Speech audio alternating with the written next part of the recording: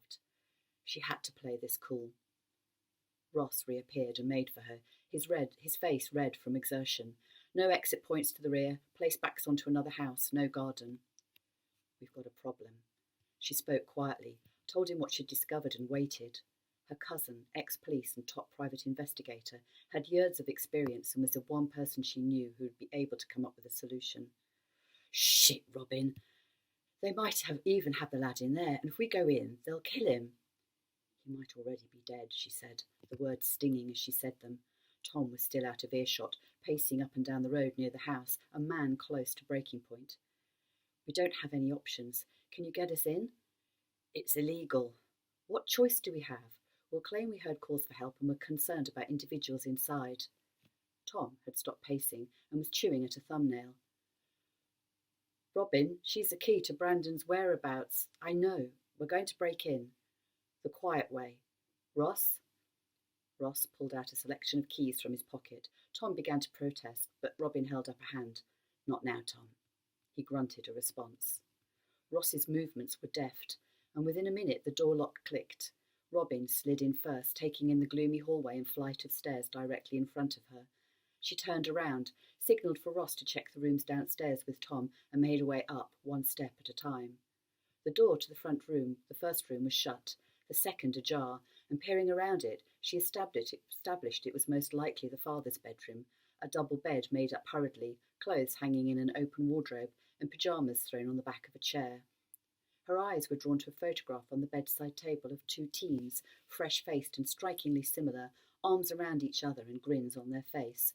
One was Tia, the other had to be her brother, Craig. A soft whisper of movement sent her spinning round. Ross had a finger to his lips. There was only one room where Tia could be, the one with the closed door. He crept towards it, Robin directly behind him. He placed his fingers on the handle and pushed. The door swung open onto an empty room. Catching sight of an open window, he rushed forward and peered outside.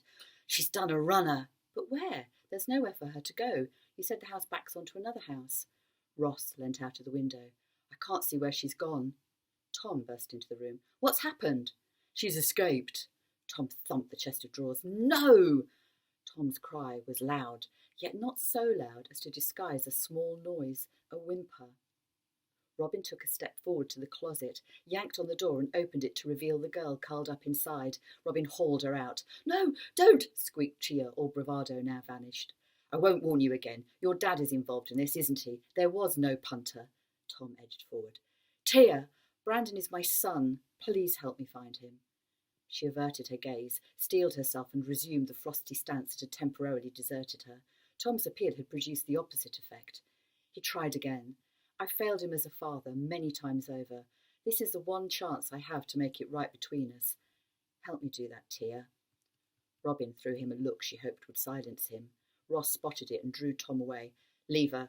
She isn't going to talk. We'll find her father. We've got teams out already searching for him. It won't be long before they find him and charge him. The words were deliberately chosen, and Tia's eyebrows knitted together. It's true, Robin said. Ross and Tom disappeared from view, their voices fading as they made their way back downstairs. Tia, you can't protect your father anymore. I'm sure this wasn't your idea. He wanted payback for what happened to Craig. He blames D.I. Shearer, doesn't he? The girl sniffed. It was his fault. He forced Craig to confess. He got him banged up, and because of that he was killed. Robin placed her hands on the girl's shoulders. No, Tia. Craig was given a prison sentence because he did wrong. It was entirely his fault, nobody else's. What happened to him was dreadful, but it wasn't D.I. Shearer's fault. The girl stiffened under her gaze. Robin sighed. Listen, you're not stupid. Think about it this way. Why blame one man? Why take out the hurt and anger on him when there were judges, solicitors, and a whole team of officers who were party to Craig's arrest and sentence? Why punish the person who was put in charge of the investigation and not the superiors who assigned him the case, or the prison guards who didn't protect your brother, or the inmates who were all in part responsible for his death? Your dad is angry, and understandably so, but he has no right to dole out punishments to one man simply because he can't reach everyone. Surely you can see that. I understand you love him. And you want justice for your brother. But, Tia, this isn't the way to do it. You'll end up in jail too, and so will your father. The girl swallowed hard, her eyes turning glassy. He said we wouldn't get caught. I was the honey trap, he called it. I was supposed to flirt with Brandon at the house party and get him alone outside, but he got off with Georgina and wouldn't even look at me.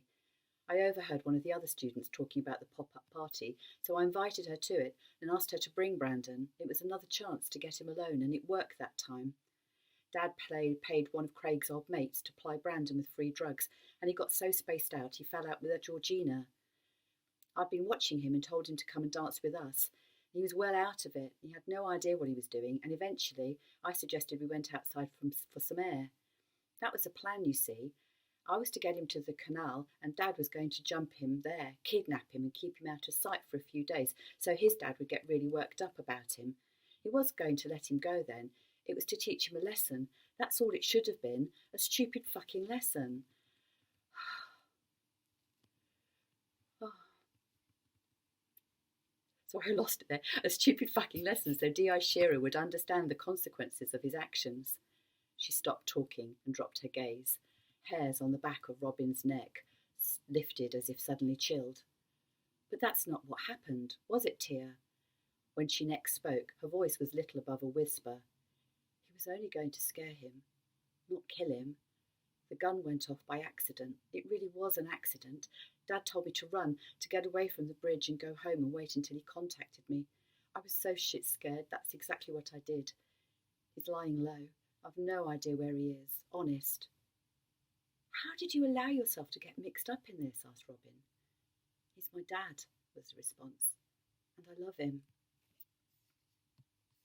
Sorry for the mistake. I'll try not to make one tomorrow, but come back tomorrow for the final part of Endgame. And again, if you haven't already subscribed, please do, and I'll see you again tomorrow. Thanks very much. Bye.